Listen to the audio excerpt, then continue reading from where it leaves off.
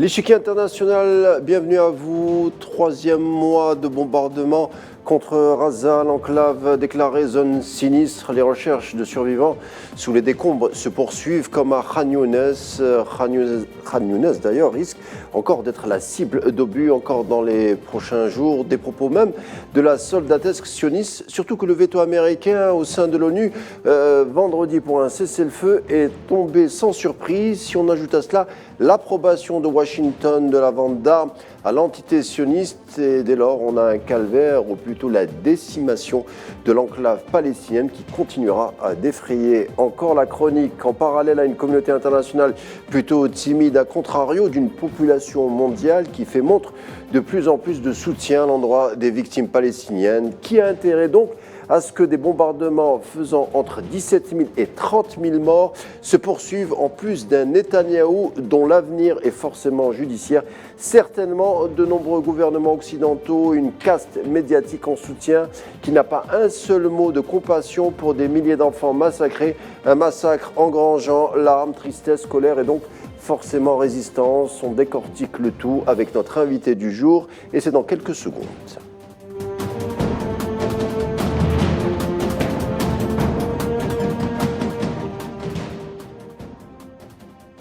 Et on le disait, c'est un conflit qui risque encore de durer, 60e jour de combat, et la communauté internationale, ou plutôt les États-Unis, semble approuver ces bombardements. On en veut pour preuve le blocage à une nouvelle résolution de Washington, une résolution déposée par les Émirats arabes unis au Conseil de sécurité, qui demandait justement un cessez-le-feu immédiat à Rafah et qui était soutenu par plus de 100 pays. Pour en parler, j'ai le plaisir de recevoir ce soir Jean Bricmont, physicien mais surtout spécialiste des médias, à qui on doit plusieurs ouvrages d'analyse du narratif médiatique en temps de guerre occidentale. Jean Bricmont, vous êtes aussi spécialiste de la liberté d'expression. Bonsoir et bienvenue. Bonsoir. Alors, avant de vous donner la parole, Jean, j'aimerais qu'on écoute tout d'abord l'intervention de Gilles Devers, avocat et spécialiste du droit international. C'était hier à Alger et on revient tout de suite après. C'est avec beaucoup de gravité et d'émotions mélangées que je prends la parole depuis la terre algérienne, depuis la terre d'Afrique. Nous avons à parler d'égalité, nous avons à parler d'autodétermination, et je sais que c'est un lieu sacré pour parler de ces notions. Et je parle avec d'autant plus d'attention que je viens du monde occidental, dont nous voyons hélas le spectacle consternant. Ce monde occidental a perdu la tête. Il s'est souvent présenté comme le gardien du droit, mais là il s'est mis sous les ordres du général Netanyahou et il est prêt à tout faire pour les obéir. Voilà, allocution signée Gilles Devers, c'était hier à Alger, initiateur d'une plainte civile déposée par un collectif de 300 avocats du monde entier pour génocide et autres crimes perpétrés par l'entité sioniste à Rafah et en Cisjordanie occupée. Alors, Jean Bricmont, question directe, est-ce que l'Occident a perdu la tête en soutenant le chef de guerre Netanyahou ? Je pense que j'ai toujours une opinion très nuancée sur ce que c'est que l'Occident.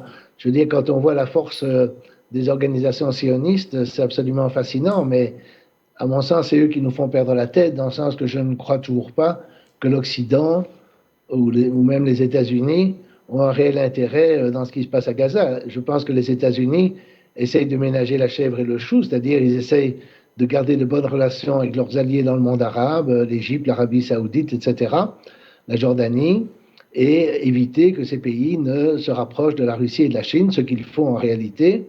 Et ces pays leur disent, mais faites quelque chose, faites pression sur Israël. Alors ils disent, oui, utilisez des plus petites bombes, etc., mais ils n'osent pas suspendre l'aide, suspendre l'envoi d'armes, etc. De nouveau, s'ils faisaient ça, tout le Congrès se lèverait comme un seul homme pour condamner le président. Et donc le président, qui lui-même est subjectivement très sioniste, mais qui se rend compte que la situation actuelle est quand même pas très bonne pour les États-Unis et pour sa campagne électorale, entre parenthèses, parce que comme les musulmans des États-Unis ont dit qu'ils ne voteraient pas pour lui et qu'il y en a quand même un certain nombre dans des États dits tampons, cette histoire risque de lui faire perdre sa réélection. Et donc, on est dans une situation complètement absurde, mais où tout le monde est prisonnier de ces groupes de pression. Le dernier exemple en date, c'est qu'ils ont réussi à convoquer les présidents de différentes grandes universités prestigieuses comme Harvard et d'autres devant le Congrès, et ils ont sommé les présidents de faire quelque chose contre des incitations au génocide des Juifs évidemment, génocide des Palestiniens, ça on s'en fout, mais comme il y a des manifestations, alors ils ont décidé que le mot intifada par exemple, ou intifada globale, bon je ne vais pas le traduire à la TV algérienne, ce sont des appels au génocide des Juifs. Il n'y a personne qui dit ça. Il y a des Juifs qui manifestent avec ces gens-là. C'est évident qu'ils ne veulent pas de génocide. Il n'y a personne qui a dit les Juifs au four, les Juifs dans la chambre à gaz, il faut tuer les Juifs. Personne. Mais ils ont réussi à interpréter, et alors ils ont réussi à faire des pressions, évidemment avec tous les donateurs de ces universités qui retirent leurs donations si on ne fait pas le ménage, et maintenant ils ont accepté des codes de conduite, comme ils disent, ou des appels au génocide, appels au génocide incluant évidemment des choses comme intifada, vont être réprimés dans les universités, alors que là, ils se vantent de la liberté d'expression totale et premier amendement, enfin tout ça, ça passe à la poubelle, parce que les organisations sionistes en ont décidé ainsi, et tout le monde se couche, c'est incroyable. Jean Bricmont, c'est encore pire ici, mais bon. Jean Bricmont, vous faites allusion justement aux manifestations qui ont traversé les fameuses universités des Ivy League, c'est-à-dire les 7 plus prestigieuses universités de la côte Est, Harvard, Princeton, Yale ou Cornell, Columbia, bien entendu, qui effectivement organisent ou concentrent des manifestations pour les droits des Palestiniens. Et ces prestigieuses universités, justement, c'est le temple du savoir occidental. Est-ce qu'on n'a pas peur que justement ce temple du savoir pencherait de plus en plus vers le côté palestinien? Ah oui, mais je pense qu'il devrait surtout pencher vers le côté américain.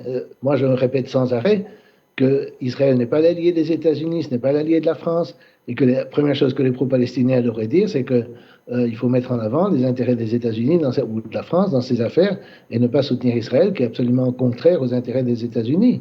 Le problème, c'est que tous les hommes politiques sont complètement domestiqués et n'arrêtent pas de répéter que Israël est notre meilleur allié, etc. J'ai déjà cité souvent cet Américain cynique dont j'ai oublié le nom, qui disait c'est vrai qu'Israël est notre seul allié au Moyen-Orient, mais avant la création d'Israël, on n'avait pas d'ennemis au Moyen-Orient, ce qui est vrai. Les ennemis, c'était les pays colonisateurs, la France, la Grande-Bretagne, mais certainement pas les États-Unis, si on remonte à 47, 48, etc. Et même après, en 56, ils sont opposés à l'affaire de Suez, les États-Unis. Donc, c'est uniquement à partir de 67 qu'il y a eu cette idée de l'alliance entre Israël et les États-Unis, qui est une arnaque complète. Et alors, on lit ça, la lutte contre l'antisémitisme, on ne définit pas ce que c'est que l'antisémitisme, on accuse les gens d'antisémitisme sans jamais dire ce qu'ils ont fait de mal ou ce qu'ils ont dit de mal, et en plus, on met à la poubelle la liberté d'expression, parce que critiquer Israël, critiquer les organisations dites représentatives de la communauté juive, critiquer la religion juive et son côté intrinsèquement raciste et suprémaciste, ça, c'est supposé être de l'antisémitisme, et moi, je maintiens que ça doit être couvert par la liberté d'expression tant qu'on n'appelle pas à des meurtres ou à des choses comme ça. Vous êtes, Jean Bricmont, vous analysez aussi le discours, le narratif occidental en temps de guerre, et même vous analysez les différents discours politiques des uns et des autres. On entend souvent les discours d'ailleurs des partis politiques européens, notamment français ou américains, qui nous parlent souvent du danger qui guette les sociétés occidentales. Alors on en appelle à la vigilance concernant la montée par exemple des extrémismes, sauf que dans le cas des bombardements sur Gaza, on soutient malgré tout un gouvernement d'extrême droite sioniste menant et avouant que la politique de nettoyage ethnique est bien son logiciel. Comment expliquez-vous ce paradoxe? Mais ce n'est pas un paradoxe, c'est toujours lié au terrorisme intellectuel appelé lutte contre l'antisémitisme. Maintenant, on est arrivé au sommet parce qu'en France, par exemple, avec Zemmour, l'extrême droite a compris qu'il fallait lier la haine. D'abord, la haine de l'immigration se focalise sur la haine de l'islam. On invente la menace de l'islamisation de la France, que je ne crois pas une seconde, parce que la France est un pays qui est quand même une grosse majorité laïque ou chrétienne, et il ne va pas devenir musulmane demain, l'immigration ne va pas exploser, etc. Tout ça, c'est des conneries. Et donc, ils agitent, comme on a agité le danger communiste dans le passé, c'est exactement la même chose. On agite le danger de l'islamisme et de l'islamisation de la France. Et alors, le pire de tout, c'est qu'on prétend qu'Israël nous protège des islamistes. Israël, se battant contre le Hamas, nous protège des attentats islamistes en France, qui est de la folie furieuse, parce que le Hamas et le Hezbollah se fichent complètement de la situation intérieure en France, vous en êtes sûrement conscient. Et donc, ils font cette falsification et cette arnaque, si vous voulez, la gauche a avalé l'arnaque de la lutte contre l'antisémitisme et la droite avale la lutte contre l'islamisme et qu'il faut protéger Israël pour lutter contre l'islamisme, alors qu'en fait tout montre qu'Israël n'a fait que faire augmenter l'islamisme dans les pays musulmans, les pays arabes, parce que d'abord ils ont soutenu directement des islamistes comme Al-Nosra, etc., pour détruire la Syrie, et puis simplement par réaction en éliminant la résistance, on va dire plus ou moins laïque, en la domestiquant, il faut dire ça, des choses comme elles sont, en domestiquant le Fatah et l'OLP, etc., ils ont, comment dirais-je, ils ont laissé la place libre au Hamas, et il est même probable qu'ils ont cyniquement soutenu le Hamas à certains moments pour affaiblir la branche laïque de la résistance palestinienne. On a vu cette stratégie qui allait au-delà du Hamas, puisque quand on analyse la politique étrangère à l'endroit du Moyen-Orient de la part des États-Unis, on a toujours joué la carte de l'islamisme. C'est vrai en Syrie, c'est vrai en Irak, c'est vrai un peu partout. Pardon ? En Afghanistan. En Afghanistan. Et c'est vrai, on a le souvenir, au lendemain du 11 septembre, Ariel Sharon, qui était Premier ministre sioniste, s'était réjoui en disant que maintenant les États-Unis n'avaient pas d'autre choix que de soutenir la politique sioniste, puisque des soi-disant islamistes auraient attaqué les 2 tours du World Trade Center. Je crois que c'est Netanyahou qui a dit ça. Sharon aussi, Netanyahu était ministre des Affaires étrangères, Sharon était Premier ministre. Les deux s'étaient concordés pour dire ça. Donc forcément, peut-être que c'est... Ok, je ne me rappelais que de Netanyahou.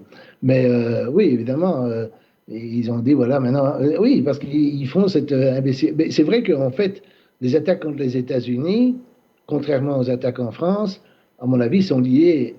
Enfin, si on en croit Ben Laden, en tout cas, si Ben Laden est derrière ces attentats, Ben Laden dit on vous attaque parce que vous nous attaquez depuis 80 ans en Palestine et vous occupez les territoires de l'Arabie Saoudite et la Mecque, etc. Donc, il y avait un enjeu, il y avait, si on croit ce récit, moi je n'ai pas d'opinion tranchée là-dessus, mais il y avait une attaque, si on veut, l'attaque était en représailles pour ce que les Américains avaient fait en Irak, en Arabie Saoudite, etc. Évidemment, les Américains sont pris à leur propre jeu, puisqu'après tout, Bin Laden était leur allié contre les Soviétiques en Afghanistan, et puis après, il leur a échappé. Le Hamas aussi échappe probablement à Israël. Ça, c'est le truc qui passe avec tous les auxiliaires. Hein.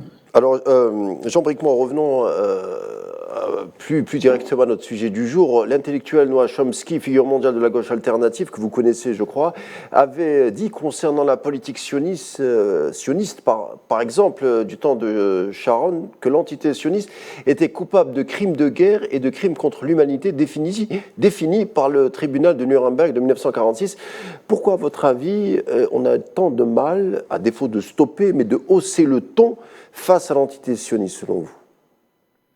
Mais je vous dis, c'est toujours la même. C'est cette alliance entre la crainte de l'accusation d'antisémitisme et l'extrême droite, par exemple, en France, a vraiment retourné la situation parce que la gauche, idiotement, à mon avis, croyait que la censure allait être utile pour combattre l'extrême droite en l'accusant d'antisémitisme.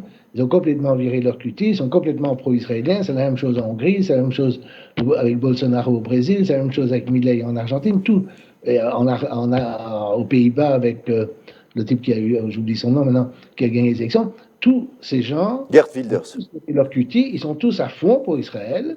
Et comme l'antisémitisme est défini en réalité par les organisations sionistes, c'est eux qui définissent ce qui est antisémite et qui ne l'est pas. Ils ont dit non, on vous donne l'absolution, si je peux parler en termes chrétiens, et vous êtes dans le camp du bien, et le danger antisémite, etc., il vient de la gauche, islamo-gauchiste, de Mélenchon, etc., ou de Corbyn en Angleterre. Ils ont complètement... Mais généralement, Jean Bricmont, en théorie, plus on est censé s'éloigner d'un événement historique, plus on devrait le regarder d'une manière dépassionnée. On se rend compte que les événements de la Seconde Guerre mondiale continuent à alimenter, voire passionner encore les débats et même être instrumentalisé par une certaine communauté. Comment vous expliquez cette manière d'utiliser entre guillemets, ce que vous appelez l'antisémitisme pour un peu avoir un ascendant sur la sphère politique européenne, bien entendu, et américaine?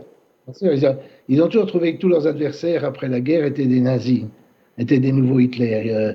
Les Anglais parlaient d'Hitler sur le Nil quand il y a eu l'affaire de Suez.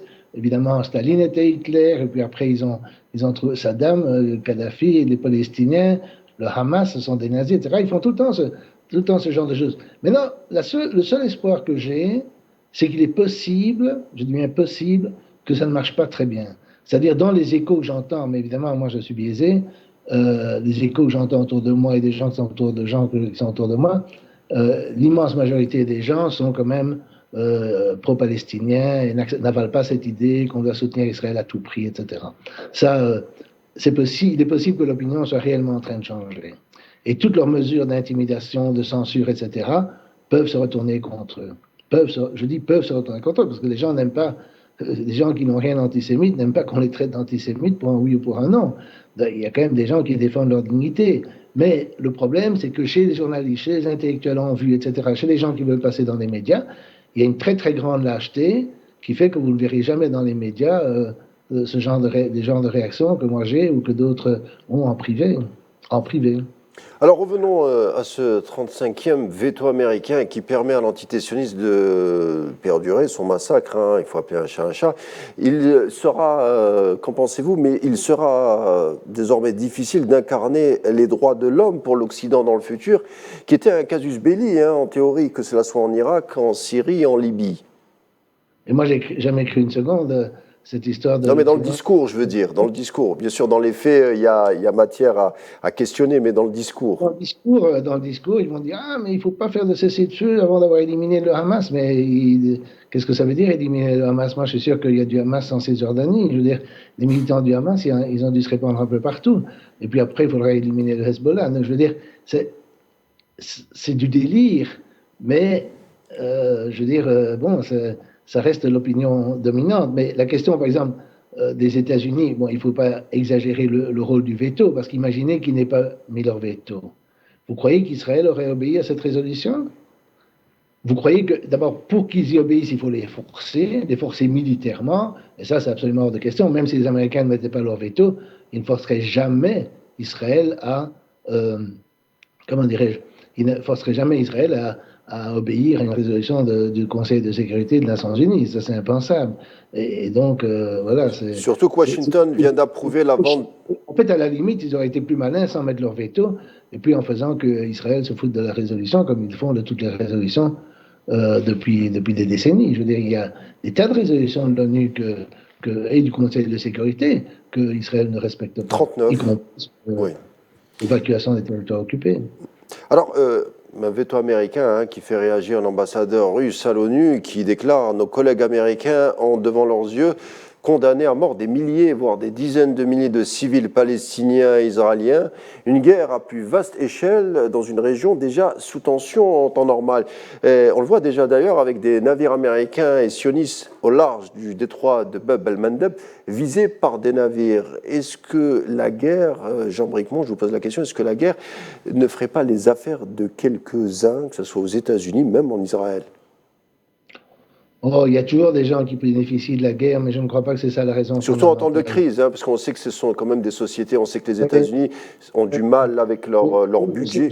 Je sais, mais oui, mais je ne pense pas que la guerre est due à ces gens-là. Bon, ces gens-là voient bien la guerre, mais quand on regarde par exemple les pressions dans les universités américaines, il n'y a strictement aucune intervention ni des compagnies pétrolières, ni des marchands d'armes. C'est uniquement les organisations juives, enfin juives sionistes si vous voulez, mais il n'y en a pas beaucoup d'autres. Et donc, c'est eux qui font pression. Il n'y a que eux qui font pression. Et c'est comme ça pour toutes les manifestations contre l'antisémitisme. Il y en a encore eu à Bruxelles cet après-midi. Elles sont toutes organisées par des organisations sionistes. Et c'est ces manifestations-là qui, au moins moralement, tendent à faire taire les opposants. Oui, mais on se rappelle que les États-Unis avaient 2 jours, le 9 octobre, avait dépêché 2 navires de porte-avions en mer méditerranéenne orientale. Washington vient à peine d'approuver, c'était hier, la vente de 14 000 obus de chars Markava. Donc forcément, c'est une guerre aussi qui enrichit certains marchands d'armes américains. C'est une guerre aussi qui fait... Je maintiens que ce n'est pas ça le facteur fondamental qui fait agir les États-Unis. Alors passons. Parce que les États-Unis, il y a qu'à écouter les titres des journaux, ce que disent les gens au Congrès, etc. Je veux dire, c'est une vraie croisade, c'est un mot que on peut utiliser dans le monde arabe de façon négative, mais c'est une vraie croisade qui mène contre les ennemis d'Israël. Et c'est pas que les musulmans, parce que c'était Saddam Hussein, c'est Assad, c'était Nasser, je veux dire, c'est pas que alors Jean Bricmont, je voudrais vous faire réagir sur un autre aspect. Est-ce que ce dossier palestinien ne vient pas aussi faire oublier une défaite occidentale en Ukraine avec un Poutine en lice pour une seconde candidature présidentielle et surtout moins marginalisé que prévu, lui qui vient de conclure une tournée en Arabie Saoudite et aux Émirats? Est-ce que ce n'est pas une manière aussi de se faire un peu... on se rend compte que la position, en tout cas le narratif occidental vis-à-vis de la Russie et en Ukraine tombe à l'eau et que cette histoire de Palestine vient un peu couvrir cette défaite. Oui, ça c'est vrai, mais d'un autre côté, je ne pense pas que c'est organisé pour cela. Je veux dire, comme Israël, c'est l'État qui est au sommet de tout, qui est plus important que les États-Unis eux-mêmes. C'est-à-dire, on voit par exemple que quand on fait des sondages sur les chercheurs, les universitaires américains qui étudient le Moyen-Orient, ils répondent massivement qu'ils s'autocensurent quand il s'agit d'Israël. Et ceux qui n'ont pas de poste permanent s'autocensurent presque à 100%. Donc, on a, bon, ça c'est la situation telle qu'elle est. C'est pas à cause de la guerre en Ukraine. Maintenant, évidemment, ça c'est vrai que ça tombe bien pour faire oublier la guerre en Ukraine. Mais la guerre en Ukraine, elle va intervenir dans les élections. Je veux dire, ils vont pas pouvoir l'oublier comme ça. Et je pense effectivement que c'est un désastre. Mais ça, je dis ça depuis le début. Je dis depuis le début qu'il faut négocier une solution pacifique avec les Russes vivant en Ukraine, parce qu'il y a des Russes qui vivent en Ukraine, et ces gens se sont révoltés contre le régime instauré par le coup d'État de Maïdan en 2014. Ils avaient de bonnes raisons de se révolter. Et donc moi, je maintiens qu'ils ont fait une erreur. Enfin, ils ont une erreur.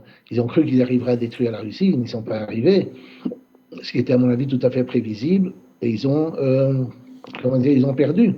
Ça va être un gros dossier. Je veux dire, c'est vrai que c'est un peu oublié avec Gaza, mais ça va être pire que l'Afghanistan en termes de défaite, et ça va avoir des répercussions dans toute l'Europe et aux États-Unis, et je ne pense pas que ça va être oublié par le peuple américain ou les élites américaines même. C'est une catastrophe totale pour eux, dans un sens. C'est une consolation pour les horreurs qu'ils font à Gaza, mais bon. Alors Jean Bricmont, je voudrais vous poser une question, et ça sera en guise de conclusion puisqu'on arrive à la fin. Est-ce que la Palestine est condamnée à une guerre sans fin? Ça, je ne suis pas prophète. Je sais pas. Ce que les Israéliens veulent, évidemment, c'est la solution à un État juif avec des Bantoustans éventuellement, ou faire fuir un maximum de Palestiniens. C'est pas très facile. Mais ils risquent de faire fuir beaucoup de gens de Gaza parce que finalement la vie va être tellement impossible, les gens vont mourir de faim, etc. Alors on va les forcer à aller dans du Sinaï, on va les faire sortir par bateau. Je ne sais pas ce qu'ils vont faire, mais ils sont tellement brutaux et catastrophiques et ils font tout à fait ce qu'ils veulent parce que la réelle communauté internationale, c'est les États-Unis. Et les États-Unis ne vont pas changer leur politique, ça c'est simplement impossible. La force du lobby est beaucoup trop grande. Et donc malheureusement, je pense qu'effectivement les Palestiniens, dans l'immédiat, sont condamnés à une guerre assez longue. Mais qu'est-ce qui va se passer? Moi, je ne suis pas expert sur le terrain. Je ne sais pas quelle est la situation de Hamas, comment il peut encore résister. Je trouve ça extraordinaire qu'il résiste. Je ne sais pas. Mais effectivement, le but des Israéliens, c'est de se débarrasser il faut bien comprendre que le but des Israéliens, c'est de se débarrasser des Palestiniens sur l'ensemble de ce qu'ils appellent Israël historique. Et Israël historique, le reste est beaucoup plus grand, mais disons au minimum la Cisjordanie et Gaza, quoi. Évidemment, Israël de 67. Jean Brigmont, merci d'avoir été des nôtres sur A24 News et merci pour tous ces éclaircissements. À très bientôt et encore merci. L'échiquier international arrive à sa fin. L'info continue sur A24 News et quant à moi, je vous dis à demain.